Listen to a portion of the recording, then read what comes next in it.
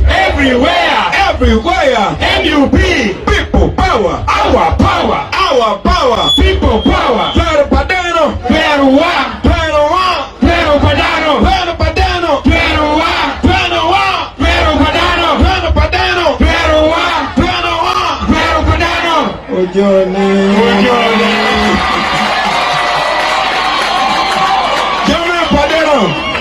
Jome Padano. People Pade, Paton, Apoye Matek. Afuyu Mate, Ate Mabel. Utiema Bear, Ate Uno Mabel. Utiema Bear, why?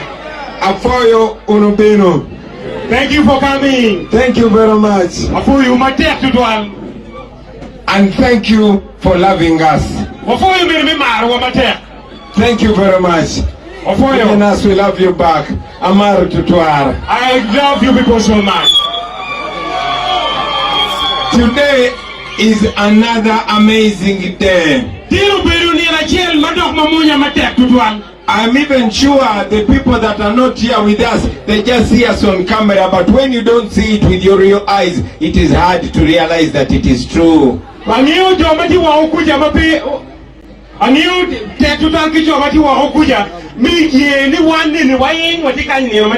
Thank you for turning up in such large numbers. Honestly, when I saw you, I was like, Mama, Nyago. Thank you very much. This communicates a lot. Just alone, us being here in very big numbers to listen to this message of freedom, it means a lot. Nobody has been given money. Nobody has been given a free t-shirt. There's no pilau here. Nobody was given transport or fuel. But look how many we are here. This speaks very, very loudly. Thank you. Please clap for yourself and clap for you.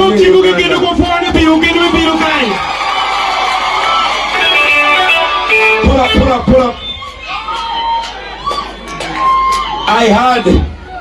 I heard Mama Abalo speaking today, and I was touched. She was saying exactly what I've wanted to be saying. And I'm very happy this was coming from our mother. This is my mother here. Our mother. Because if I said these things, people would not believe me. Especially the young people. But Mama, you will agree with me that we have been divided for so long. They have taught us to hate each other. They have taught us that we are different. They have taught us that there are some tribes which are special and some tribes which are not. They have taught us not to trust each other. But I'm very glad to be living in a generation that is going to end all of that.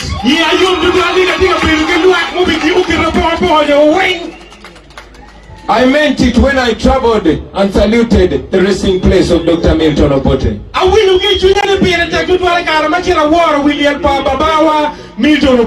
I know there were challenges in the past, but the mistakes of the past have been used by Museveni to divide us and keep us as slaves. And to use it and to use us against each other. When you look carefully, the poverty that is in Acholi land is the same poverty that is in Busoga. The poverty that is in Karamoja is actually the same poverty that is in some parts of Buganda. The pain in Teso is the same pain in Lango. But just like the white people used to divide us, they've been dividing us and keeping us under control.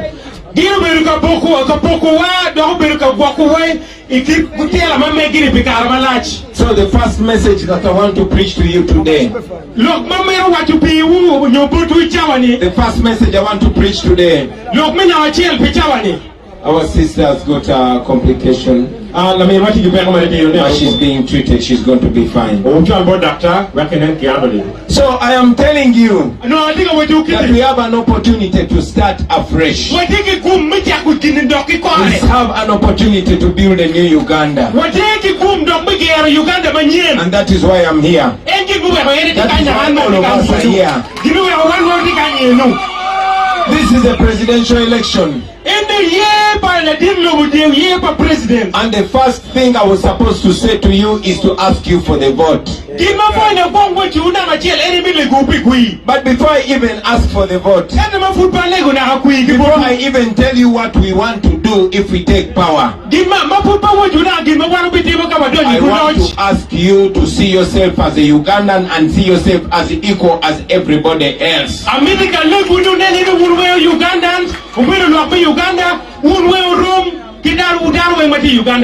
I am asking us, especially you, the young people, you, the young generation, the youth, I'm asking us to bring our minds and our hearts together. Because if we are not united, if we don't have that love and trust for each other, it's hard to move past where we are. Now after we unite, I want us to realize that we can actually change our lives, and the lives of our mothers and sisters, our fathers and brothers. Our people have suffered. When you look at our people, it tells the history of where we are coming from. But I want to tell you that there's one man that is responsible for all our suffering. There's one person that is responsible for all our suffering.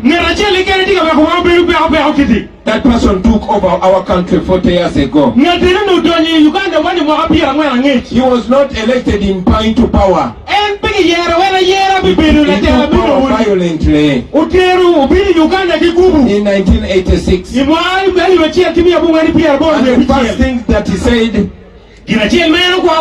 is that Uganda's problem are the leaders that overstay in power. Right now he has spent 40 years in power. And he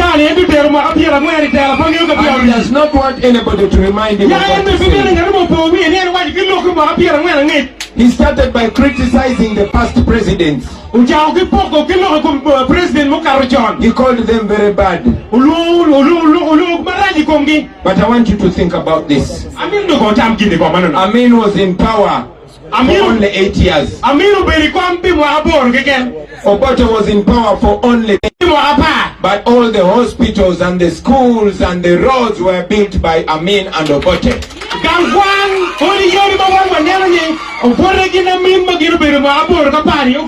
Museveni has been in power for 40 years. But even the road that comes to this place is still not tarmac. He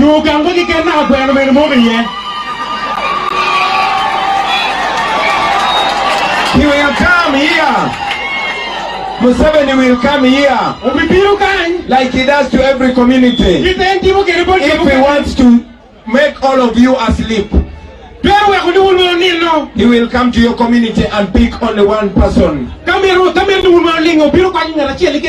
then he gives that person big position. Will not give that person power, but he will give them a position and defeat them and make their stomach big. He does that in every region. He will go to Bunyoro and pick Nabanja. He will go to Acholi and pick somebody. He will go to Lango and pick somebody. And the rest of the people is going to enslave them. For example, and with all due respect to the Chief Justice, but he picked a Chief Justice from this area. and everybody else is a slave. No wonder. The Chief Justice does not even have power to do the right thing. That is why cases are judged wrongly.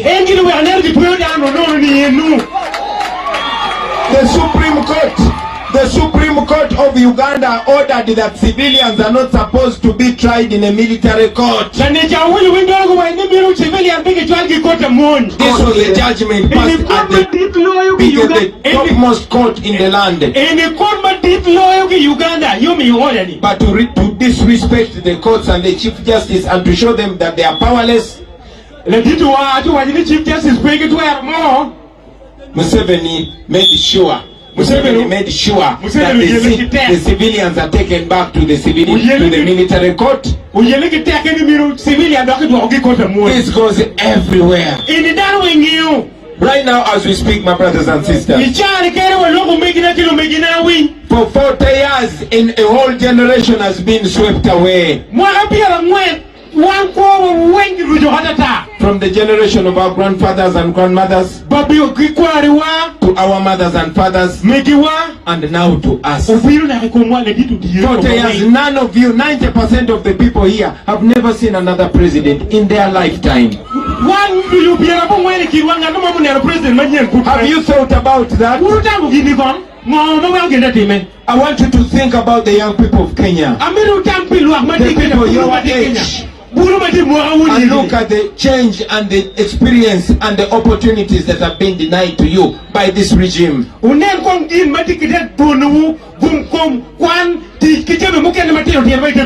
Living in a country where a leader has been in power for 40 years. Other countries are laughing at us. And as if that's not enough, the man is trying to make the country a kingdom of Rachitwa. He made himself president and his son head of the military and his wife minister for education, even if she is not educated, and other positions are covered by the family.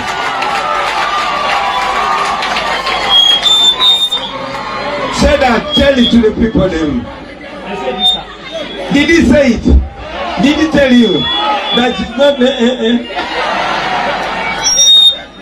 But on a serious note, my brothers and sisters, we have an opportunity. Look at all of us here. Very young people, full of potential, full of hope. If we decide, if we take that decision and we unite as Ugandans, we can change our future. We can change our destiny. I have been to all parts of Uganda, and all of them are just as young as you are. I will tell you something you didn't know. Uganda is the youngest country in the whole world.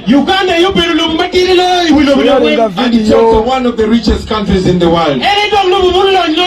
So when I talk about tarmacking all these roads, somebody would think I am dreaming. But it is possible. Because that money is there. Let me tell you, for example, every year, Museveni and his family steal 10 trillion from the national money. 10 trillion. I did not say 10 million, not 10 billion. I said 10 trillion.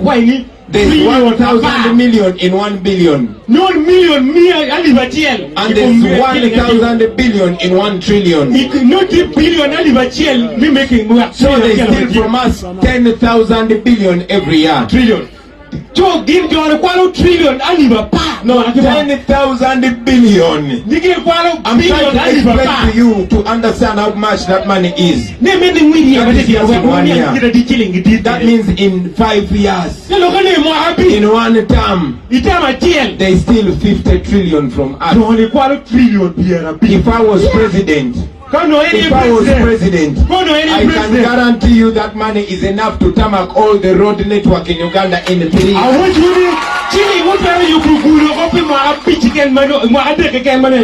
So to see that they have good roads in Kenya, to see that they have good roads in Rwanda or in Tanzania, it is not a miracle. It is a decision of the leaders. The leader roads or to steal the money and buy a whole street in Sweden. Museveni and his people choose to steal the money and buy property abroad. I am telling you, if we change this country, we are going to fix that in a term. We are going to fix that in a term, in one term. Because we are going to eliminate that wasteful spending. We have enough money to put medicine in the hospitals. We have enough money to teachers. But instead of paying the teachers, they pay musicians to sing to Bonga Nawe.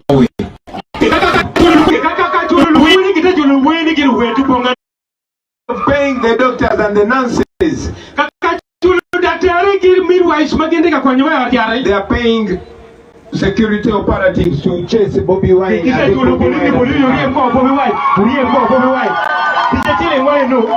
So my brothers and sisters, one thing I want you to realize is that you have the power to change this. You can change this in your vote. The same way you have come out today to listen to this message, the same way you can turn out to vote even more numbers than here. And this is how it's going to happen. You are going to send this message with you. You are going to take this message with you and change it in your language and give this message to your father and your mother, to your friend, your brother, your sister. Share this message on the border stage, in the garden, in the saloon, everywhere. Let this be the new conversation. Because if you do this in Acholi, in Lango, in Bunyoro, in Buganda, in Busoga, everywhere, we can change this country.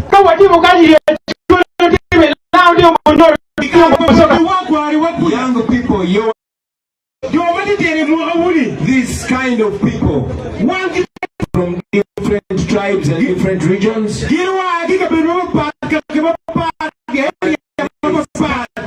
demanding for independence from the white people, and they got it. Demanding for independence from the white people, and they got it.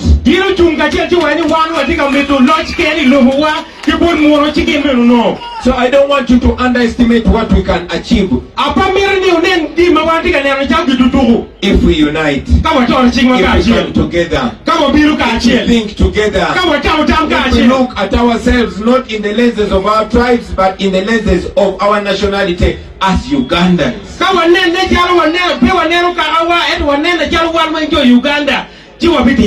The reason why we carry this flag on this campaign is that in this election I don't want you to look at just Bobi Wine face. I want you to look at this flag.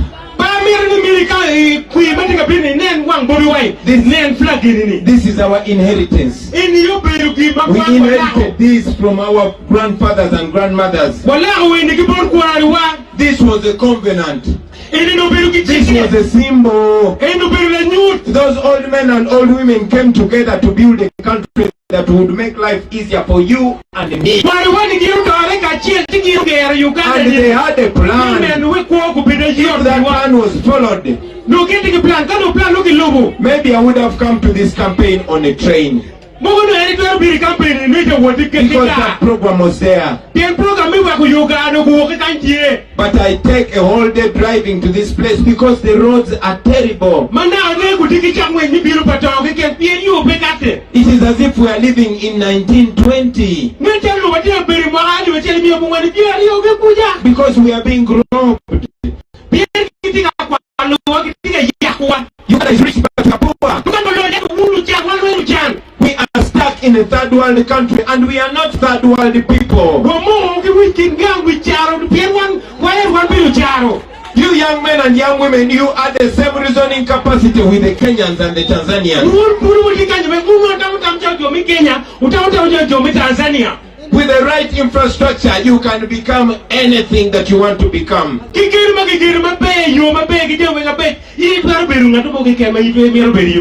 But now, a child in school, however intelligent, however smart they are,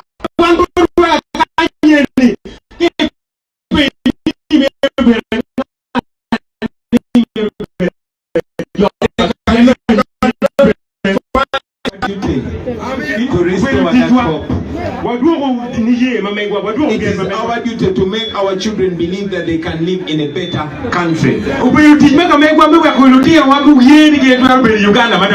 You see what we are doing right here? And why we are dressed like this? We are at war. This is our 1986. This is our 1962. I am calling upon all of you young people. If you are still comfortable with the way things are in this country, please wake up. You are not supposed to be comfortable. You are not supposed to be happy. You are supposed to be uncomfortable. You are supposed to get involved. You are supposed to take charge. You are supposed to take matters in your own hands. The future of Agago is in your hands. You are even lucky that we have our mothers that are still showing the way. But now it is our responsibility to rise up, my brothers and sisters. We cannot allow this man who is 85 to keep thinking for us. His future is already behind him. We are here for so long. You are going to be here for so long. So turn out and vote. Don't allow them to discourage you. Because according to Electoral Commission, there are 10 million voters. Yes. But every time there's an election, our people are intimidated and they don't turn out to vote. And when you don't turn out to vote, you are helping Museveni to keep controlling us. But if we make it our business to turn up and vote, all of us, for the first time, the people of Uganda are going to have power in their hands. Now coming back to this election, I am presenting myself as a servant. I am presenting myself as somebody who understands you. But most importantly, as somebody that you understand, or somebody that is easy to understand.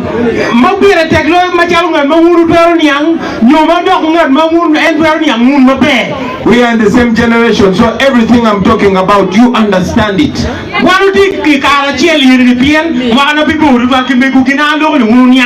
But I'm also here as a symbol of showing you that you also can be like I am doing. So please take this with you and run away with it. Become the Bobi Wine of here. I said become the Bobi Wine of here. How many people here are intending to become Bobi Wine? Yes, take this message with you. Become the leader in your group. Become the leader in your group. Start talking about these things. But also organize. Go door to door telling them about the new Uganda. Go door to door telling them that we are taking control of our country. And when it's time to vote, please stand up to vote and tell people to vote for the umbrella.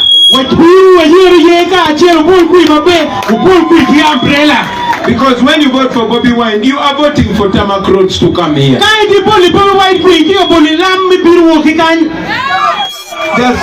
Yes, I had Museveni. Every 5 years, you ask for your cows that were stolen. And he has been promising for 40 years. He has been promising for 40 years. Now I heard him say that he's going to give 5 cows to every house. Of course he's lying. Therefore, if you want your vote, ask him to first bring the cows now. Because we are very sure he's not going to bring them. Don't allow to be given 1 yellow t-shirt and then you suffer for the next 5 years. Let us come together and change this. Don't allow them to give you peanuts of what belongs to you. Take it back and take control of it. In that new Uganda, we're going to reconcile our country and unite our country. I could go on and on and on about the new Uganda. But I want to conclude by asking you once again to take the responsibility. I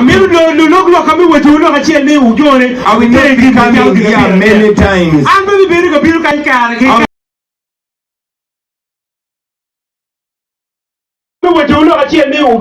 will not be coming here many times. I will not even come back until election time. But at least I am comfortable that I've left the seed with you. Please go plant that seed of hope, that seed of confidence, that seed of freedom.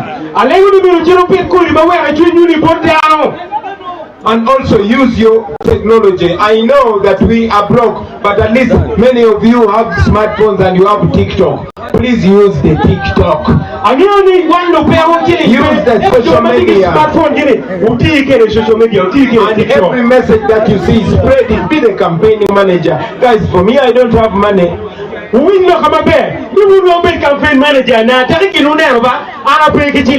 But you can trust that your voice will be represented when you vote one of you. And thank you very much for listening to me. Thank you very much for listening to me.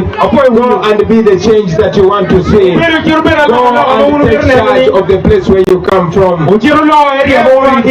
Every day make sure you tell at least 5 people. Make sure you convert all your friends at least. This is not just a presidential election, this is a revolution. I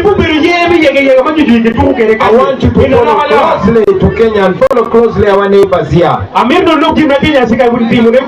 You will know that our time is now. And there's no other person but you. Nobody is going to come from heaven to save you. God has given you everything that you need to save yourself. And the first thing is your mouth. Use it and spread this message. Thank you. People power. People power. Our power. Our power. Everywhere. Everywhere. NUP. Appreciate you. Oh yeah, I did not remind you, when you go to vote, vote for the umbrella. Don't vote for anything yellow. Don't vote for the bus, because it's an accidental bus. Vote this umbrella and you'll save the country.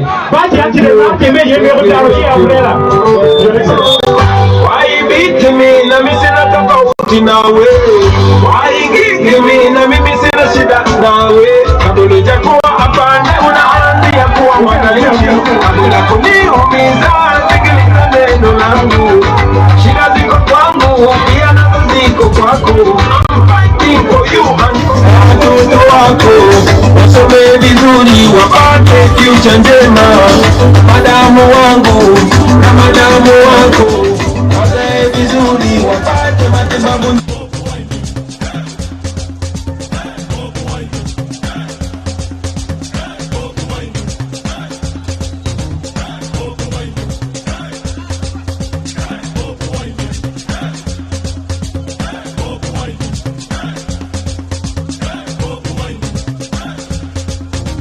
Lowest paid soldier or police officer will be earning 1 million shillings.